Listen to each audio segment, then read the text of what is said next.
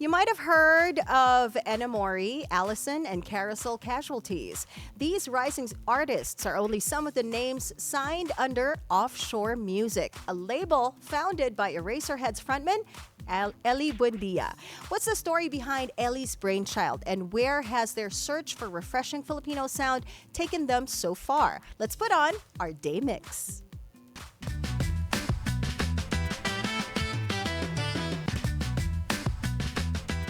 We're joined today by Offshore Music General Manager Audry Dionisio and A&R Director and part owner Pat Sarabia. Beautiful day, Pat and Audrey. Welcome to the show. Morning. Morning. Thanks for having us. You know, when you look at your lineup of musicians, what would best describe all of them? Wow.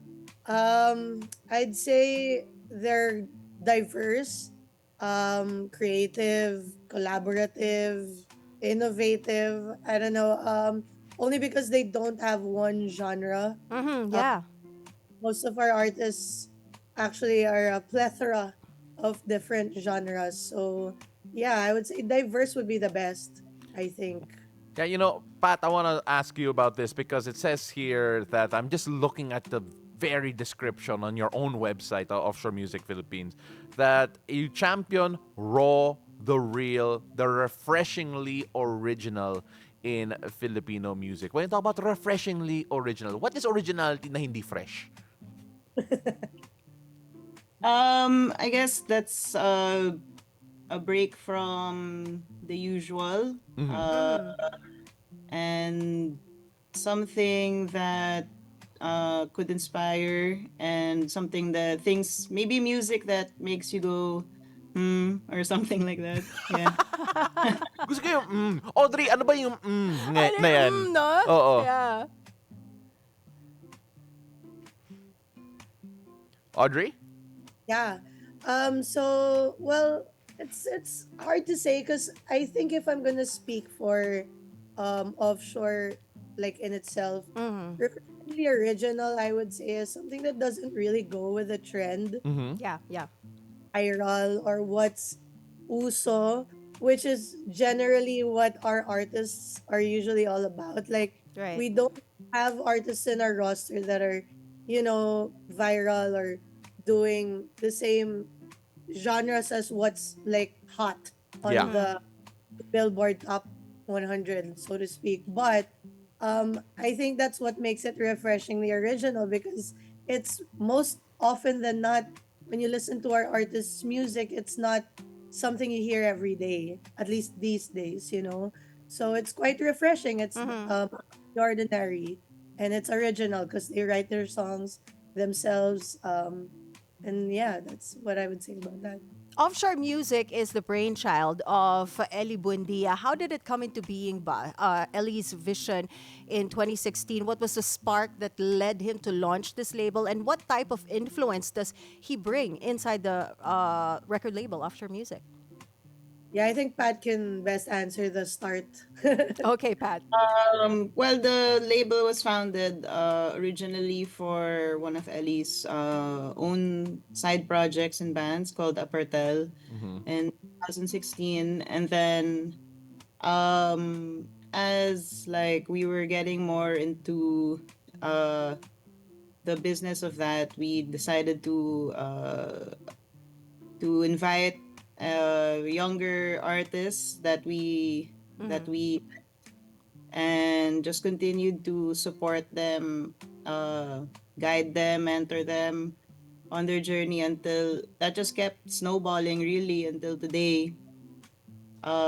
So yeah, this is where Offshore is today. We're bigger than ever and Yeah. busier than ever. Yeah.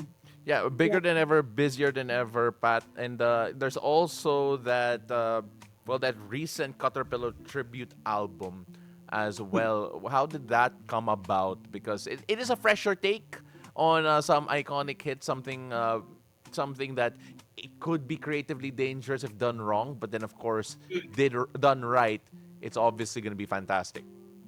Yeah. So the Caterpillar album is actually celebrating its 30th year this year. I mean, and also Ellie coming fresh from the Eraserheads tour in Australia, he thought that it would be something that would be great to Mm-hmm. celebrate.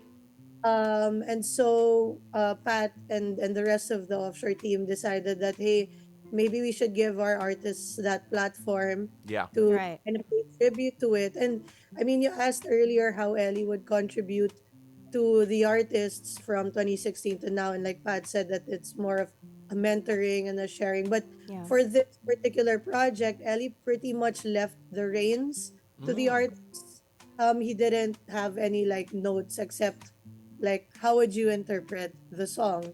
So Mm-hmm. I guess he put so much trust in our artists, rightfully so.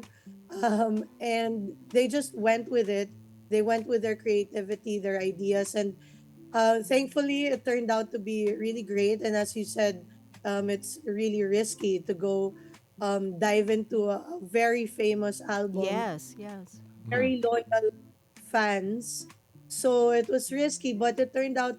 I mean, the feedback from the fans have been so positive. Uh huh. Opposed to the past, that when you do an Eraserheads cover, it's hit or miss. Like Yeah. Yes.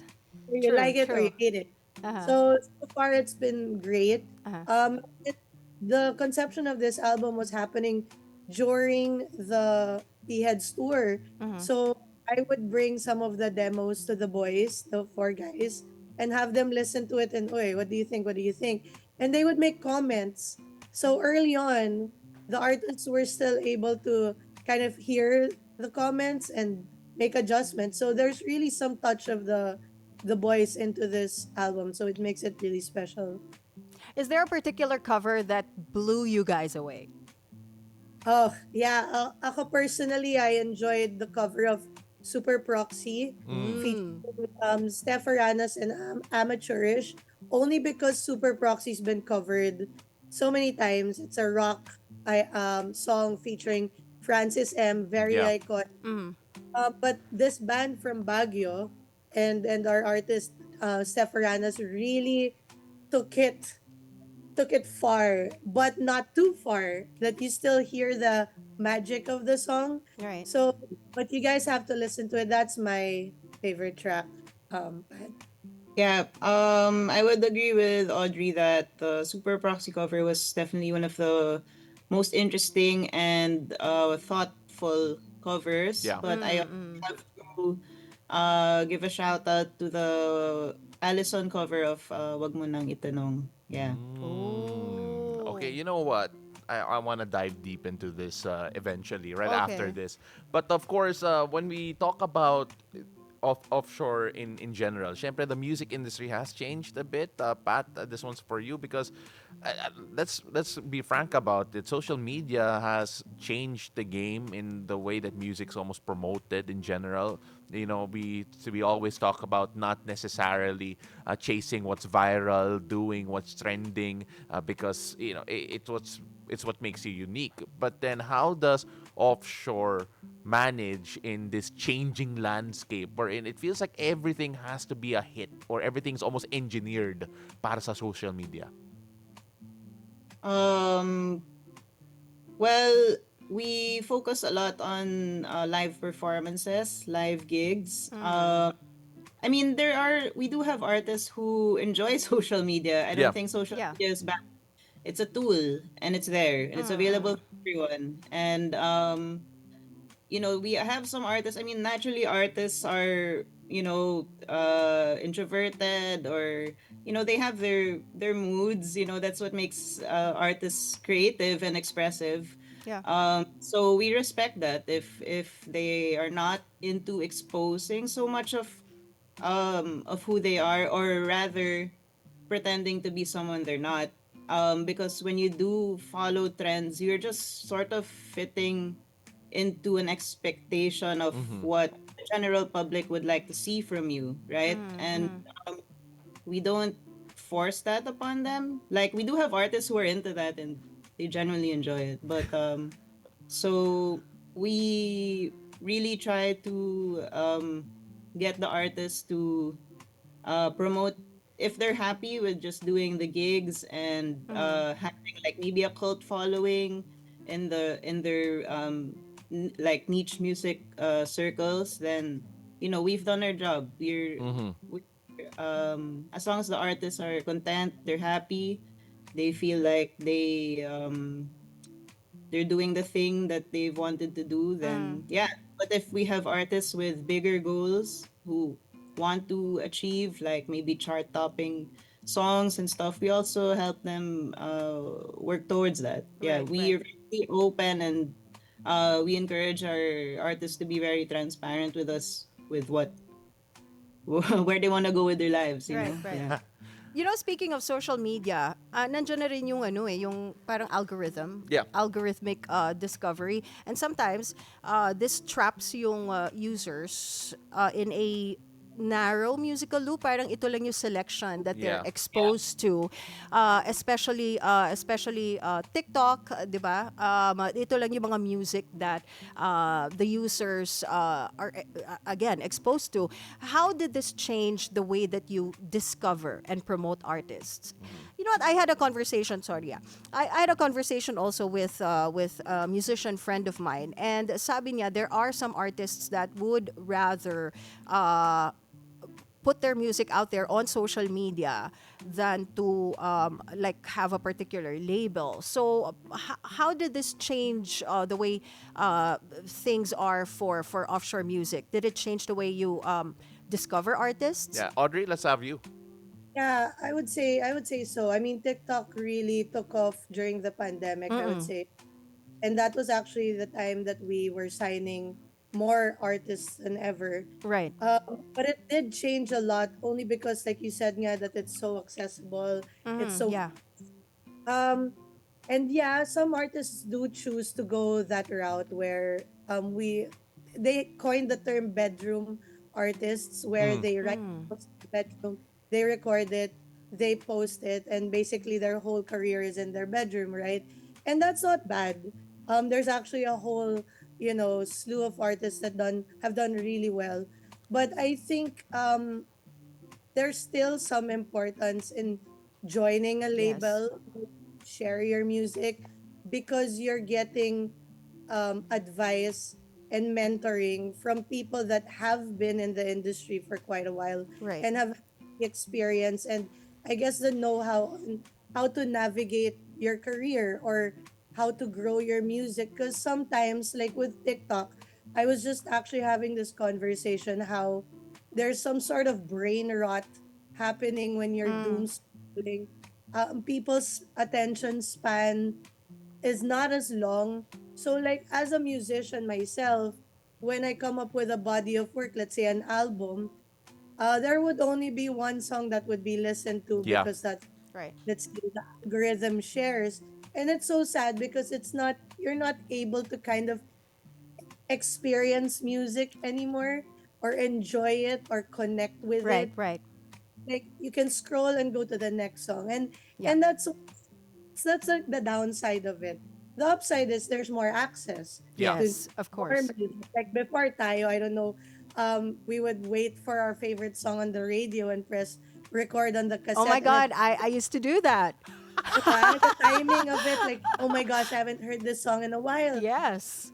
Like, oh, okay, like it's just not worked for Yeah. anymore. Yeah. Like, find your sound, your music. Mm-hmm. So it's a challenge. It is a challenge, but offshore music, we kind of find the balance. We, like what Pat said, it's a tool, Mm-hmm. but it's not our main like tool. We still are old school. We still Yeah. do vinyl. We still do cassettes and CDs. So Okay. You still do Speaking cassettes and CDs, vinyl. vinyl, yeah. I think yes, vinyl is very vital ka sa offshore music. Eh. Mm. Yeah. and Speaking of, okay, go yeah. ahead. No, Ellie recently released his album on vinyl, cassette, and Vinyl. CD. Yeah. Yeah, yeah. Speaking of labels, you partnered with Sony Music in 2023. How did that partnership change things for you? Oh man, we're so used, like especially me and Pat, we're so used to doing things on our own, like the DIY and like everything like that. So when we partnered with Sony, it was refreshing because it's like the first time to be exposed to like a bigger machine, so to Right. speak. Yeah. We toured, we learned a lot. But what's nice was we never really lost that um I guess our music Yeah. Yes. integrity. And not to say that joining them you lose that, but like Oh yeah. obviously there's bigger machine at play. They have other I Mm. guess tools and ways to like promote music, find music, but they allowed us to stay ourselves. So basically 2.0 versions of Mm-hmm. our. They also learned some little Mm. things from You know, um you know.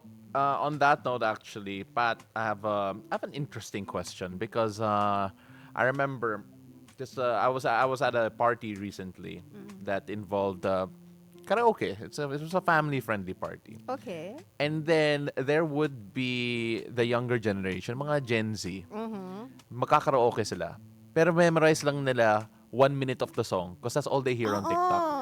But Yeah, yung short-term version. sobrang short-term version. Hanggang one verse and a chorus and then that's it. Yeah. Pero, Pat, just knowing that people are consuming music differently already. I mean, we already talked about it a while ago with the whole, TikTok generation Mm-hmm. having to understand that. And of course, the market is also getting younger, and of course, you're trying to reach out for them. No, has the creation process changed in any way that you have to sort of cater to a certain market? Because I know that Yeah. we want the artists to be happy with what they're doing, with the work that they're doing, but of course they also want to be listened to as well. How do you manage yung balance na yun, considering na iba talaga yung attention Mm, span at that's listening true. habits ng tao ngayon? Yeah, yeah. I mean, how do we manage that? Well, yung attention span, uh, I don't think we try to cater to that necessarily. Yeah. Okay. Otherwise, our artists would be making 30-second songs. Um, Oh. then Uh. I think today, yeah, a lot of artists are consumed with having that parang hook, you Mm-hmm. know. Mm. And I feel like the creation process of music today is focused on within the song having like a hook after hook after hook like that, Yeah. and um, like so that they could cut it up into bite-sized snippets for TikTok, I guess. Mm-hmm. But yeah, with our artists, um we don't pressure them at all, Right. honestly, in that way. And we have artists who write more than 5-minute songs or whatever, Wow. which is Mm-hmm. Mm. not really unheard of. But Mm-hmm. in popular music, yeah, maybe it's not unheard of. Yeah. But there are a lot of people who do enjoy these different styles of music, Right. types of music, and I'm honestly one of them.